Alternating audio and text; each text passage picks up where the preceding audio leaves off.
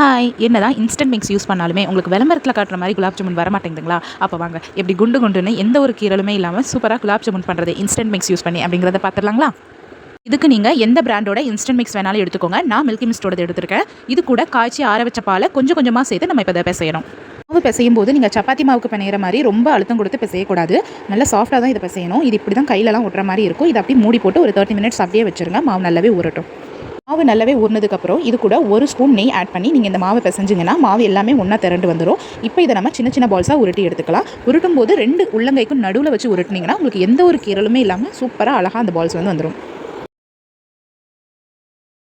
சக்கரைப்பாகு ready பண்ணுறதுக்கு 2 cup சுகரில் 2 cup water add பண்ணி நான் சக்கரைப்பாகு ரெடி பண்ணி வச்சுருக்கேன். இதுக்கு இந்த கம்பி பதம்லாம் தேவைப்படாது. நல்லா கொதிச்சதுக்கப்புறம் நீங்கள் அதை ஆஃப் பண்ணி வச்சிடலாம். இப்போ இதை பொரிச்சு எடுக்கிறதுக்கு எண்ணெய் ஹை ஃப்ளேமில் ரொம்ப சூடாக இருக்கக்கூடாது. லோ ஃப்ளேமில் மிதமான சூட்டில் தான் இருக்கணும். அப்படின்னா தான் நம்ம இதை பொரிக்கும் போது உள்ளே எல்லாமே நல்லா வெந்து சூப்பராக வரும். இல்லைனா மேலே மட்டும் சீக்கிரமாகவே கலர் சேஞ்ச் ஆகிடும், உள்ளே அப்படியே இருக்கும். ஸோ அதனால் லோ ஃப்ளேம்லேயே வச்சு நீங்கள் இதை பொரிச்சு எடுங்க. இந்த பொரிச்சு எடுத்ததை நம்ம ரெடி பண்ணி வச்சிருக்கிற சக்கரை பாகில் ஊற வச்சிங்கன்னா உங்களுக்கு சூப்பரான குண்டு குண்டுன்னு குலாப் ஜாமுன் ரெடி. பாய்.